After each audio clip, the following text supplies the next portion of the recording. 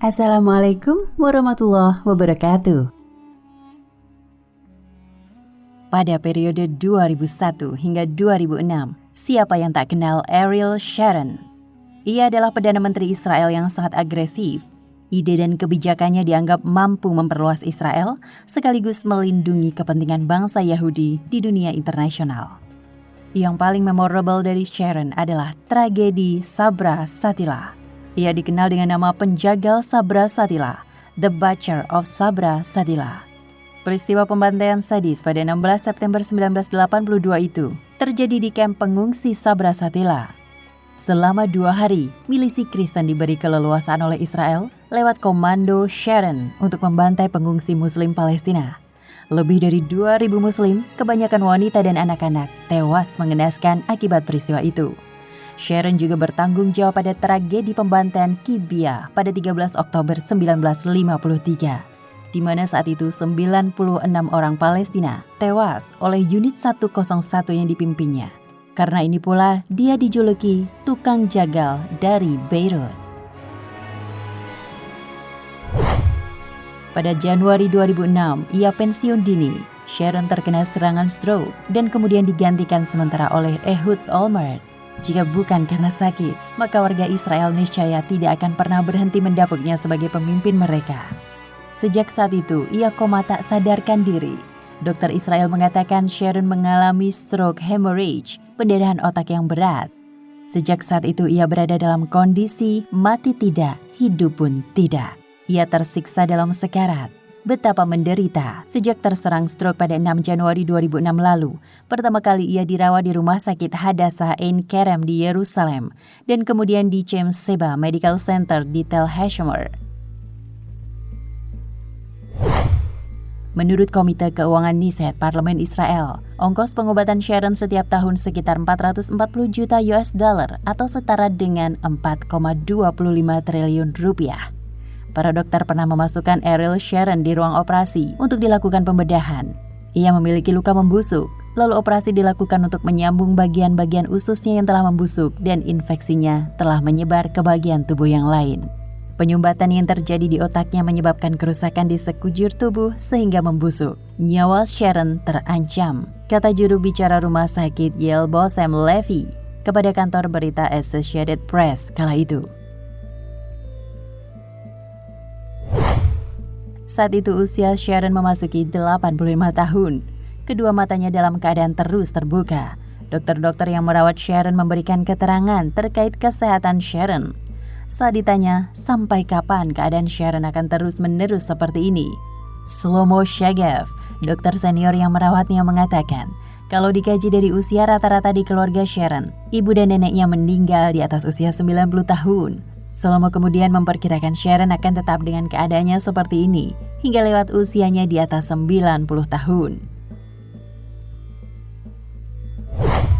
Sharon tergolek tak berdaya dengan bantuan berbagai alat medis yang tertancap di tubuhnya, termasuk respirator dalam ruangan khusus di Rumah Sakit Tel Hashomer di sebelah timur ibu kota Tel Aviv. Tidak ada upacara khusus atau sekedar ucapan simpati buat lelaki 85 tahun itu. Coba pegang tangannya, belai rambutnya yang memutih, dan sapalah dia dengan bahasa Arab yang sangat dibencinya. Kaifa khaluk ya Sharon? Apa kabarmu Sharon? Dia pasti tidak akan menjawab, sebab itu hanyalah sebuah patung lilin dalam ukuran sebenarnya sebagai representasi dari Ariel Sharon. Seni instalasi karya Noam Breselewski tersebut pertama kali ditampilkan di Galeri Seni Kishon di Tel Aviv. Sebagai seorang seniman adalah hak saya untuk memilih tokoh ini dan membawanya kembali menjadi kepala berita utama di media massa, kata Breselewski, perupa Israel yang bermukim di Jerman. Saat Sharon terkena stroke, seorang kru televisi Israel berhasil merekam gambarnya yang sedang berada di bagian sebuah mobil ambulan, terbaring setengah duduk dalam keadaan sadar. Itulah gambar terakhir dari Sharon yang dimiliki media. Sebab setelah itu keluarga Sharon sengaja menutup rapat-rapat segala informasi tentang kondisi salah satu tokoh kontroversial dalam sejarah Zionis Israel itu. Sementara Sharon palsu didatangi banyak pengunjung di Kishon Gallery. Sharon asli terbujur kaku tidak sadarkan diri beberapa kilometer jauhnya di Chaim Sheba Medical Center, Tel Hashomer. Sharon yang akrab dipanggil Eric terkena stroke berat sehingga otaknya dibanjiri darah. Berbagai media internasional mengabarkan bahwa ia sudah mati. Ia mati. Hal itu wajar saja karena setelah dinyatakan stabil pada 5 Januari 2006 oleh tim dokter, saat itu di rumah sakit Hadassah. Keesokan harinya Sharon dimasukkan lagi ke ruang operasi. Pada hari ke-6, dokter berupaya membangunkannya dari keadaan tidak sadar dengan cara mengurangi dosis obat anestesi. Ia pun kemudian bisa bernafas sendiri dengan bantuan respirator dan sedikit memberikan respon terhadap stimulus rasa sakit di lengan dan kakinya. Tetapi Sharon yang sudah berpindah rumah sakit tidak juga bangun. Meskipun keluarga sudah memperdengarkan aluran musik klasik karya komposer Mozart kesukaannya, seperti yang disarankan oleh dokter. Hari berganti pekan berganti bulan. Sharon tidak lagi dikabarkan menderita pendarahan pada otaknya.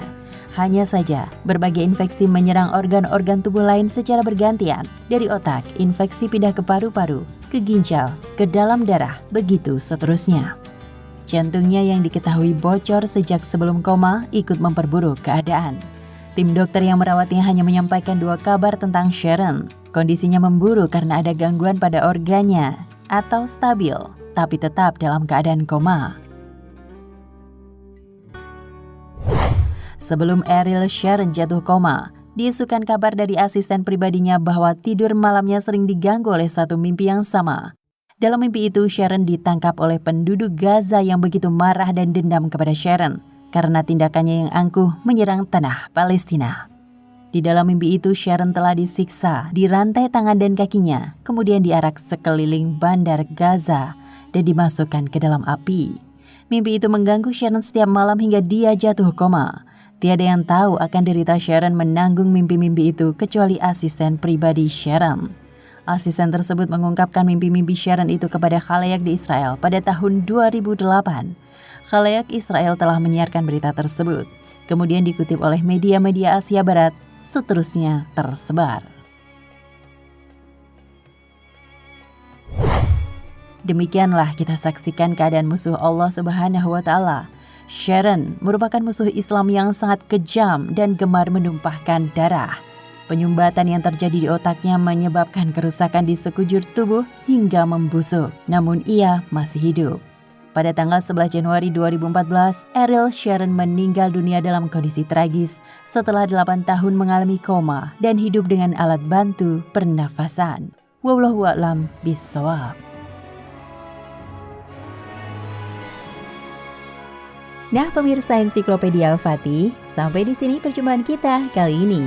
Semoga menginspirasi.